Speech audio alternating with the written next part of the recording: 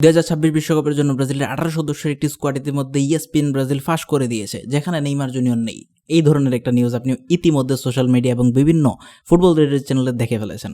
আজকের এই ভিডিওতে এই 18 সদস্যের আসলে বিশ্বকাপ যাওয়ার কতটুকু যোগ্যতা রয়েছে এবং এই নিউজের কতটুকু সত্য এই নিয়ে আলোচনা করব। যারা চ্যানেলে নতুন আছেন অবশ্যই চ্যানেলটা সাবস্ক্রাইব করে পাশের বেল বাটনটি অন করে দিন। আর আমাদের ফেসবুক পেজে নতুন হলে অবশ্যই ফলো করতে ভুলবেন না। চলুন শুরু করা যাক।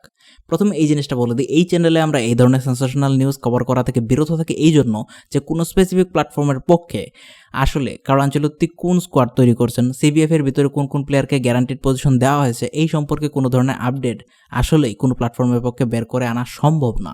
সো এই প্ল্যাটফর্মগুলো যেই ধরনের নিউজই করে না কেন তার কোনো সোর্স বেস ভিত্তি আসলে নেই। তারা যেটা করে সেটা হচ্ছে প্লেয়ারদের অ্যানালিসিস করে কোন প্লেয়ারে যাওয়ার সম্ভাবনা বেশি সেটা তাদের মতো করে তারা উত্থাপনের চেষ্টা করে।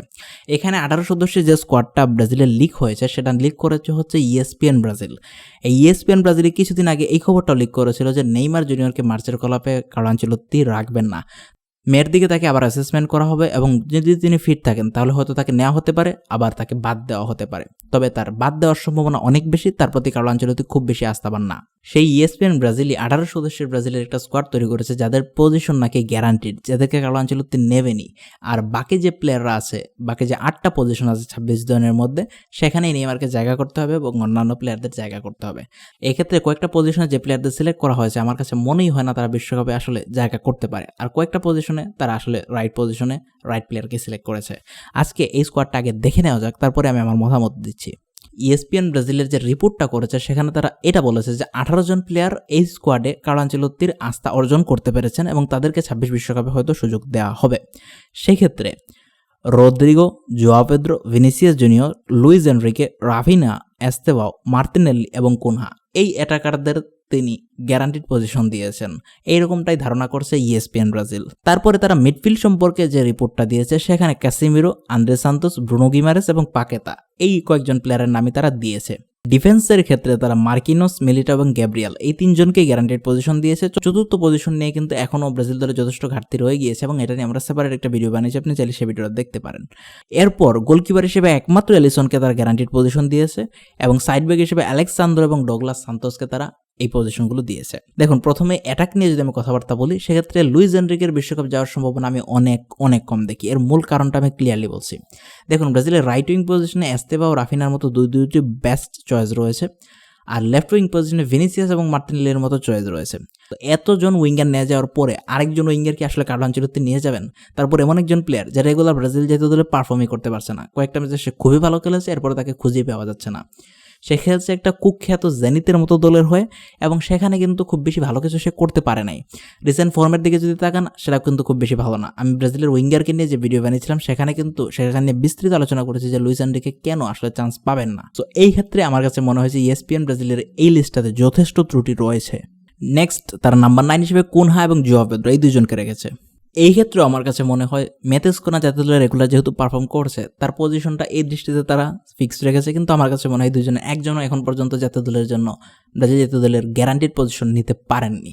প্রথম কারণ, মেতেসকোনা বর্তমানে ম্যানচেস্টার ইউনাইটেডে খেলছেন আর সেখানে তার ফর্ম লাস্ট সিজন থেকে অনেকটাই ডিক্লাইন করেছে, সেটা আপনিও জানেন আমিও জানি। ম্যানচেস্টার ইউনাইটেডের হয়ে তিনি কয়েকটা ইনজুরিতেও আক্রান্ত হয়েছেন।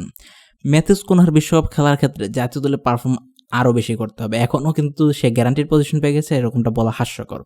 সেকেন্ড, জোয়া পেদ্রো এখন পর্যন্ত জাতীয় দলের হয়ে পারফর্ম করতে পারেনি। চেলসির হয়ে সে দুর্দর্শ ফর্মে আছে, একের পরে গোল করছে, কিন্তু জাতীয় দলের হয়ে এখনও সে পারফর্ম করতে পারেনি।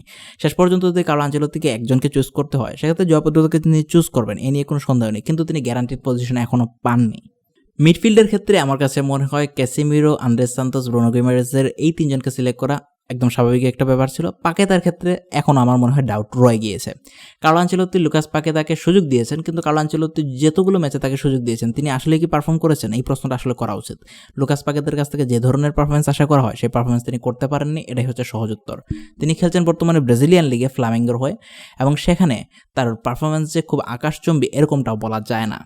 লুকাস পাকেতার পজিশন আমার কাছে এখনও মনে হয় অনিশ্চিত, কিন্তু তার বিশ্বকাপ যাওয়ার সম্ভাবনা অনেকটা বেশি। ডিফেন্সের ক্ষেত্রে যে তিনজনকে সিলেক্ট করা হয়েছে এটাই স্বাভাবিক চয়েস, কিন্তু সবচেয়ে বড় ঝামেলাটা তারা করেছে হচ্ছে সাইড ব্যাক পজিশনে। লেফট ব্যাক হিসেবে তারা আলেক্সান্দ্রো এবং ডগলাস সান্তোসকে সিলেক্ট করেছে। দেখুন, আলেক্সান্দ্রো ব্রাজিল জাতীয় দল হয়ে কার্লো আনচেলত্তির ফেভারিট চয়েস তো একজন ছিলেন, কিন্তু একটা ম্যাচও পারফর্ম করতে পারেননি। সেখানে আলেক্সান্দ্রো এবং ডগলাস সান্তোস দুজনকে একসাথে নিয়ে যাওয়ার কোনো মানেই হয় না, কারণ তারা একই রকমের প্লেয়ার। এই পজিশনে কাইও হেনরিক যতগুলো ম্যাচ খেলেছে সে ভালো খেলেছে, এবং আমার কাছে মনে হয় কাইও হেনরিকের প্রতি কার্লো আনচেলত্তির যথেষ্ট আস্থা রয়েছে। তাছাড়াও কার্লোস আগোস্তোদেরও কিন্তু এখনও সুযোগ দেওয়ার যথেষ্ট সময় রয়েছে। আমি এই পজিশনে একমাত্র ডগলাস সান্তোসকে মনে করি যে ফিক্সড এবং গ্যারান্টিড পজিশন পেয়ে গিয়েছে, যেহেতু সে রেগুলার পারফর্ম করেছে। আলেক্সান্দ্রো শেষ পর্যন্ত আমার কাছে মনে হয় না সে বিশ্বকাপের সুযোগ পাবে, যদি না কোনো একাধিক ইনজুরি ইস্যু থাকে। সো এই লিস্টটাতে কয়েকটা পজিশন আসলে প্রচণ্ড রকম বায়াস দেখানো হয়েছে। এবার আসে নেইমারের ইস্যুটাতে। দেখুন, নেইমার কি আগামী কলাপে সুযোগ পাবেন কি পাবেন না, এইটার ব্যাপারে কোনো প্ল্যাটফর্মে আসলে বলতে পারবে না। এই গ্যারান্টিটা আমরা মার্চে যখন ব্রাজিল জাতীয় দলের কলাপটা কার্লো আনচেলত্তি পড়বেন, সেখানে আমরা জানতে পারবো আসলে নেইমার বিশ্বকাপে যাচ্ছেন কিনা। সেখানে তিনি কিছু না কিছু তো অবশ্যই বলবেন যে এই কলাপে তাকে দেখা হয়নি, পরবর্তীতে দেখা হবে, কিছু না কিছু তিনি গ্যারান্টিতে অবশ্যই বলবেন প্রেস কনফারেন্সে। সো আমার ব্যক্তিগত মতামত হচ্ছে আমাদের আরও অপেক্ষা করা উচিত।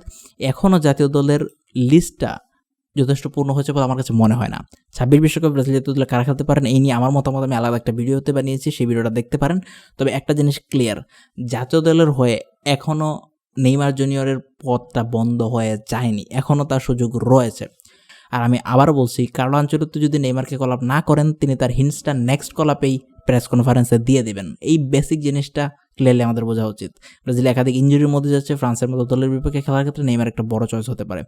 ESPN ব্রাজিল কিন্তু ব্রাজিলিয়ান জাতীয় দল নিয়ে অনেক সঠিক সংবাদ এর আগেও প্রকাশ করেছে, ভিতরের খবর এর আগেও তারা ফাঁস করেছে, কিন্তু অনেকগুলো তারা মিথ্যা খবরে দিয়েছে যেগুলো আজ পর্যন্ত সত্যি হয়নি। তো সব কিছু অন্ধভক্তের মতো বিশ্বাস করা উচিত নয়। এর পরবর্তীতে দেখা যাক মার্চের কলাপে কার্লো আনচেলত্তি প্রেস কনফারেন্সে কী জানান। আর সো এই হচ্ছে আমার মতামত। এর পরবর্তীতে কোনটা ভিডিও দেখছেন কমেন্টে জানাতে ভুলবেন না। Thank you for watching this video.